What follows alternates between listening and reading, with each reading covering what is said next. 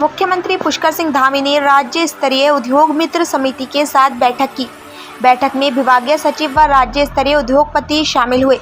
Media से मुखातिब उद्योग सचिव डॉक्टर पंकज पांडे ने कहा कि पिछली बैठक में उद्योगपतियों ने राज्य सरकार को 70 सुझाव दिए थे, जिसमें से करीब सभी सुझाव पर अमल करते हुए उनको संभवतः हल किया जा चुका है।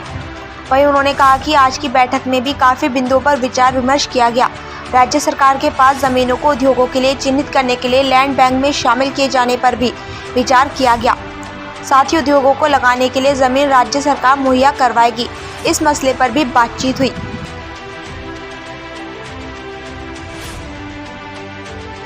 प्रमुख मांग मुख्यमंत्री जी के सामने रखी है, वो रखी है कि हमारे प्रदेश में सीडा का गठन हो चुका है।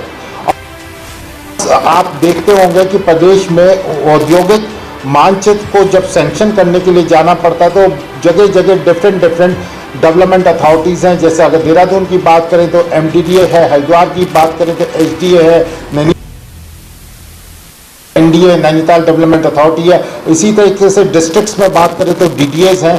ओवरलैपिंग बहुत ज़बरदस्त हो रहा, उनके डिफरेंट बायलॉज हैं, डिफरेंट उनके डेवलपमेंट चार्जेस हैं, वो सब है। तो हमने मांग करी है, जब आपने एक डेडिकेटेड प्रदेश में सीडा के नाम से बना दी है और उसने एक इंडस्ट्रियल बायलॉज जो है वो तैयार कर लिया है, तो आप सारे इंडस्ट्रियल जो मानचित्र हैं वो सीडा के माध्यम से ही पास कराएं, जिसको कि प्रदेश सरकार ने जो है इस पर तो कुछ समय में डिस्कशन के बाद निर्णय लेने की बात की है।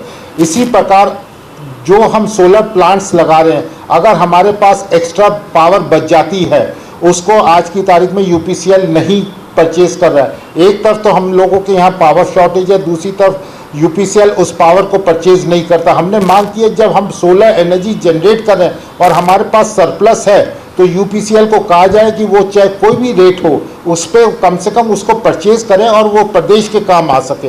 एक हमने ये रिक्वेस्ट की है। दूसरा, देहरादून में लॉजिस्टिक पार्क की एक कमी है। देखते होंगे कि चारों तरफ ट्रांसपोर्ट के ट्रक्स कहीं इधर कहीं उधर, तो एक प्रॉपर लॉजिस्टिक पार्क जो है नेशनल हाईवे के साथ कहीं ना कहीं एक अच्छा डेवलप किया जाए। उसके लिए हमने जो है माननीय मुख्यमंत्री जी से अपना एक इशू रखा था। परचेज पॉलिसी की हमने बात की है कि बहुत समय से वो लंबित पड़ी है, उसको तुरंत जो है तो हमें आश्वस्त किया गया कि नेक्स्ट कैबिनेट बैठक में इसको लेके आ।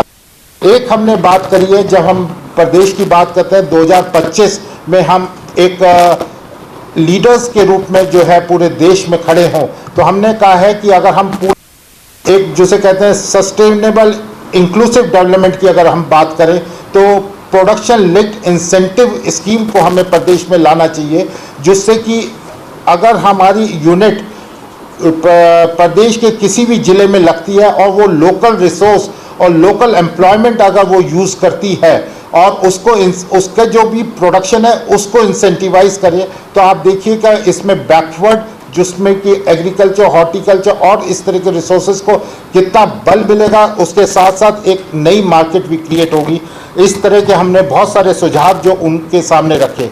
मेरा मानना यह है, जो किसी भी प्रदेश का जो विकास संभव है, गुड कनेक्टिविटी, गुड इंफ्रास्ट्रक्चर से ही संभव हो सकता है। हमको बताया गया कि 30,000 करोड़ रुपए के जो हैं रोड्स जो है प्रदेश के अंदर इसके प्रस्तावित है और उन पे काम चल रहा है।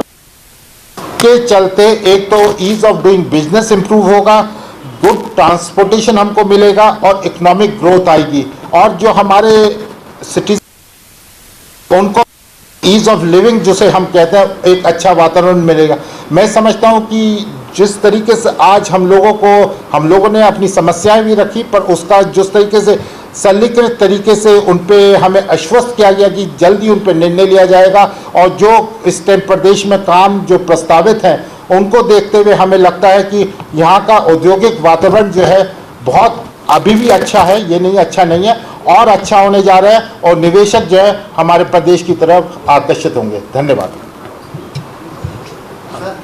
पॉलिसी के ऊपर भी काम होगा, खास तौर पे हमारे जंगल्स में अगर हम देखेंगे तो बायोमास की एक पॉलिसी आनी है, उसके ऊपर भी काम होना है। आयुष के ऊपर, चूंकि प्रदेश हमारा आयुष प्रदेश था और उसके सचिव भी इंसिडेंटली हमारे सचिव उद्योगी हैं, तो उसके बारे में भी काफ़ी तेज़ी से काम करने की आवश्यकता हमें ज़रूरत हो रही है। खासतौर पे एक बड़ा मुद्दा था हम सब लोगों के लैंड यूज चेंज का, वो पिछले महीने आदरणीय मुख्यमंत्री जी की अध्यक्षता में जो कमेटी थी और उन्होंने सबने कर लिया है।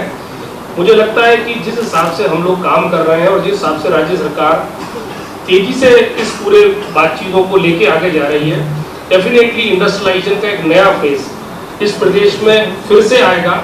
और जो टीम हमारे साथ बैठी है, आदरणीय डॉक्टर पंकज पांडे साहब और माननीय मुख्यमंत्री जी के नेतृत्व में, हम ऐसा मान के चल सकते हैं। अभी भी हम लोग बात कर रहे थे कि पिछले 9 महीने के अगर हम कार्यकाल के दौरान देखें तो लगभग 9,000 करोड़ रुपए का इन्वेस्टमेंट इस प्रदेश में हमें प्राप्त हुआ है।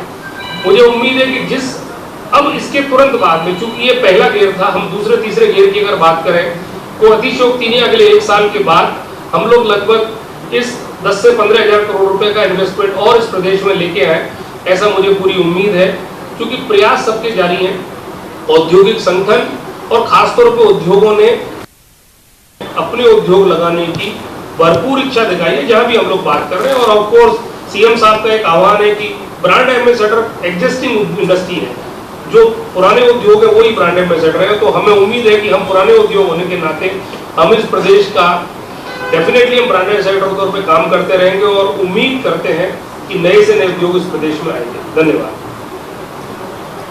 अब अगर देखिए, भारत सरकार जो नए प्रोजेक्ट लाती है, जो नए पार्क बनाती है, उसमें वो चैलेंज मेथड में करते हैं। चैलेंज मेथड में बहुत सारे पॉइंट होते हैं।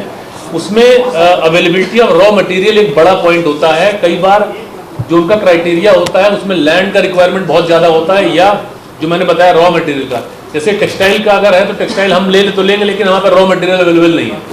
इसी तरह से बहुत सारी चीज़ें ऐसी हैं जिनके रॉ मटेरियल यहाँ नहीं उपलब्ध होते हैं। तो चैलेंज मेथड में हम उसको नहीं कम्पीट कर सकते हैं दूसरे स्टेट के साथ। तो हमको ये देखना है कि हमारे स्टेट की स्ट्रेंथ क्या है और क्या चीज़ है जो कि हम भारत सरकार में पोस्ट करके निकाल सकते हैं। जैसे फार्मा पे हमारा एक बड़ा फार्मा का एक बड़ा हब है उत्तराखंड, हम फर्दर उसको पुश कर रहे हैं। आयुष की जहाँ तक बात है, आयुष को भी हम ट्राई कर रहे हैं। कल मैं आयुष के जो मैन्युफैक्चरर्स हैं उनके साथ अलग से मैंने एक मीटिंग प्लान की है।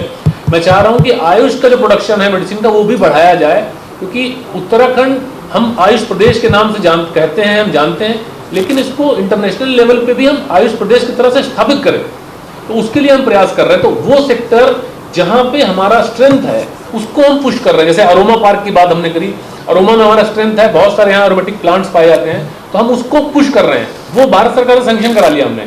AKIC का प्रोजेक्ट है वो हमने सैंक्शन करा लिया, जो मैंने बताया खुरपिया में। तो जो हमारी स्ट्रेंथ है उसके हिसाब से हम काम करते हैं।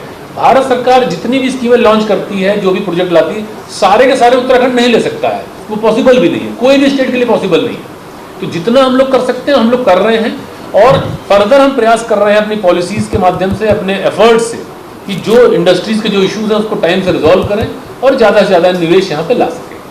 Thank you.